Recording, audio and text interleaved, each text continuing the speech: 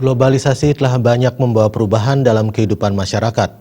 Selain itu, globalisasi telah menyuguhkan berbagai informasi yang berasal dari seluruh dunia. Dampak dari hal tersebut tidak bisa dihindari dari hal positif maupun negatif. Bagi umat, khususnya umat Hindu di Bali, konsep berbagi dalam Trihita Karana di era kekinian diharapkan tidak akan pernah pudar. Hal tersebut disampaikan oleh Ida Resi Agung Darmaputra Atnyana, sesepuh dan penasehat dari Paguyuban Bakti Marga yang ada di Denpasar.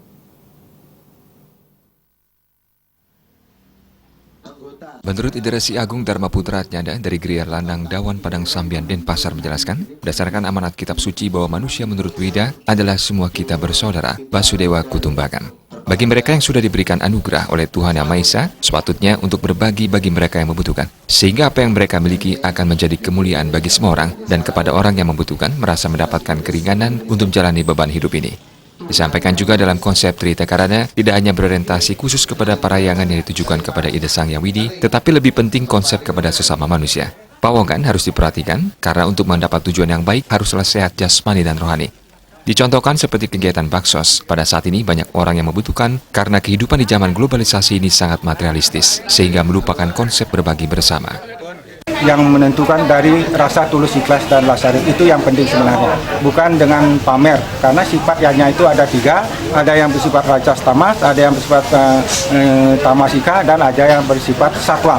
Jadi yang diutamakan adalah yang sifat satwam dengan tulus ikhlas berdasarkan kemampuan yang mereka miliki. Sesuai dengan pesan-pesan kitab suci, kami mengimbau kepada segenap warga atau orang-orang yang telah menerima anugerah beliau, jangan sampai lupa bahwa segala sesuatunya itu berasal dari beliau. Kalau kita tidak manfaati sesuai dengan amanat beliau, maka semuanya akan diambil kembali dan kembali kepada kita yang tidak memiliki apa-apa, seperti kita kembali nanti setelah kita menyelesaikan tugas di Mayapada ini kembali ke sang-sangkan para nidumadi. Ditambahkannya pada zaman ini beban ketidakmampuan untuk meyaknya ataupun berbagi jangan sampai biaya upakara atau beban tenan yang ada di Bali dijadikan alasan.